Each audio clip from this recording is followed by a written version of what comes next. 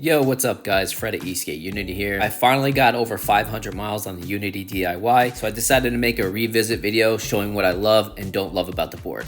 First things first, now I'm not gonna go over all the specs because we did 2 reviews on this board. If you haven't seen those videos, go check them out before you watch this. One with the 6-inch AT setup and one with street wheels.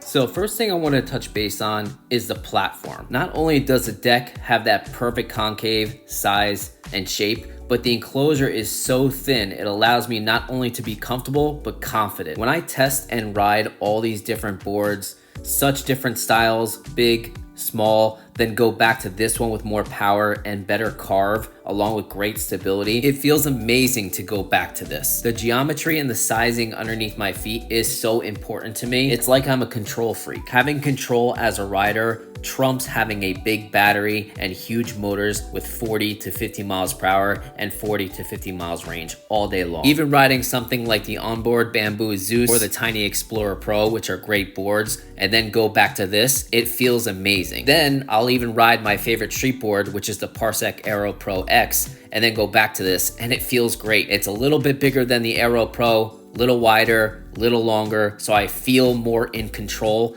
yet it still has that perfect street feel that can still utilize AT. I get the question asked all the time, Fred, what is your favorite board?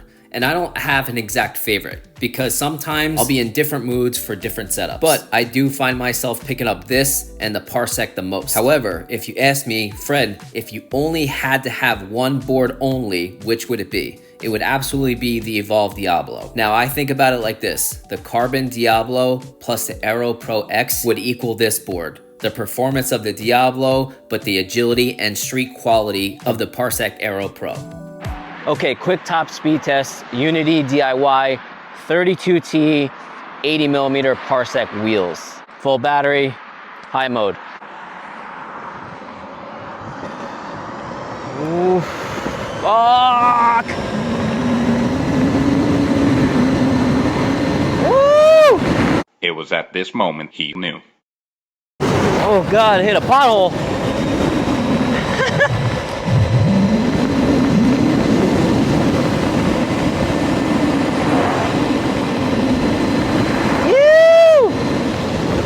Damn. I hit a small pothole and that was up a slight hill. So I let off the throttle, then I went again. So let's check the rider app.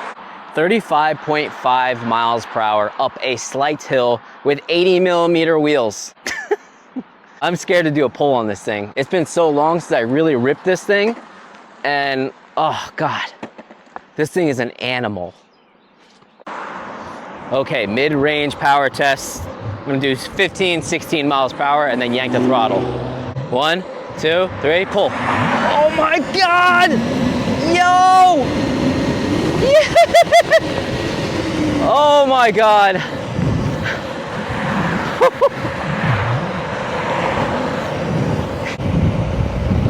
Holy f.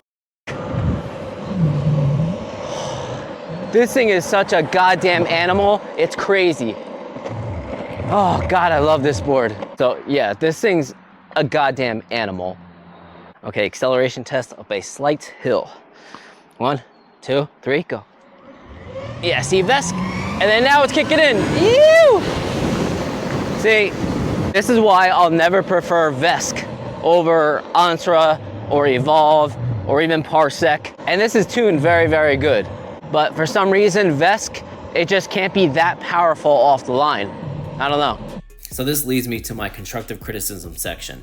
I never really enjoyed Vesk that much. Now, my builder that tuned this, it's a damn good tune, but I still don't think Vesk is as good as people make it out to be. Now, we could turn up the amps and have more power, but it'll sacrifice a lot of range. There's only one Vesk board I've ever ridden that had a perfect throttle curve from a dead stop to higher speeds. And since it was pushing out so much power, it had terrible range even with the 12S 8P battery. Point is, I've tested so many Vesk boards and not one of them had a good medium of power delivery off the line to an even throttle curve to higher speeds. And if it did, it would sacrifice way too much range. Now also with Vesk ESC, you don't have too many remote options. The VX4 is great, but it's so damn easy to reset the total miles by accident. I've done it 3 times already. The Vesk app doesn't really hold the total miles. The Hoyt Puck doesn't have any data on the screen whatsoever. And then if you use the Vesk app and if you don't know exactly what you're doing, you could definitely F up your board. Now the only mechanical issue I've had with my board is one of the motors. You can see the can is separating from the magnets. I'm not really sure how to fix this, but I'm gonna send it back to my guy, which is Godsir Amps in Brooklyn, New York. But it actually is still working perfectly fine. Now I wish FlipSky had bash guards available for their motor mounts. That would be so clutch for us street riders. Now, if you watched the original review, you know what battery setup this is. It's not a big battery, and that's the way I like it. Would I enjoy a little bit more range? Of course I would, but not at the cost of a thicker, heavier setup. No way. Having this 2-in-1 setup with this performance and this stance is like a found treasure to me.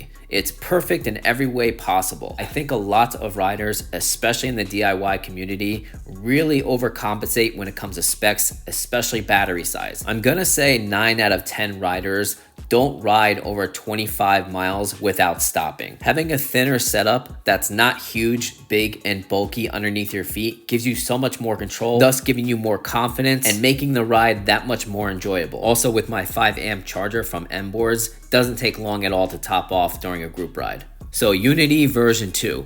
This is what I would do. I would utilize the same deck, onsra Black Carve 1 or 2 deck, nice and thin, perfect concave, not too short, but definitely not too long. I would upgrade the battery to a 12S 4P instead of the 12S 3P, maybe about a 722 watt hour. So it wouldn't make the board much heavier and it would keep a nice thin profile. It would 100% stay a 2-in-1 platform, which means the choices are basically endless. But as you can see, I'm rocking the Parsec 80mm wheels here. I went over these wheels more thoroughly in my first review with the Parsec Aero, and these wheels are phenomenal. They have excellent grip. They're insanely predictable. They are truly top-notch quality, and I place them a close second behind Orangatang. Now, 85mm Orangatang Iguanas are still my #1 favorite street wheel, but I wish both of these wheels were around that 90mm range. Not too big, not too small. But Orangatang is listening. They have something bigger than this wheel, but smaller than the dad bods. As for the trucks, I would love to utilize Evolve's Supercarve 2 trucks. However, I don't know if the Evolve trucks will allow me to use different motors. If I cannot use Evolve Supercarve 2 trucks, then I'm gonna go back with Omni Eastgate. I'd probably choose their double kingpin this time for a little more clearance. And then I would use onsra's Velar ESC, which is 90 amps. It's called the Orion ESC. I don't know why no one talks about this ESC.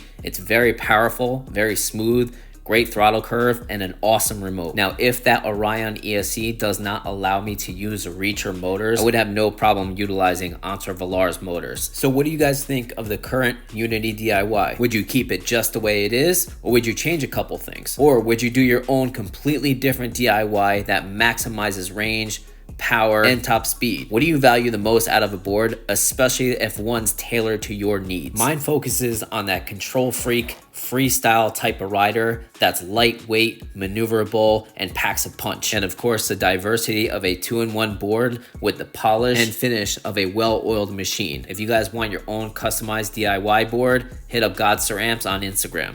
Thank you for watching, guys. Please comment, like, share, subscribe. Have a good one, guys.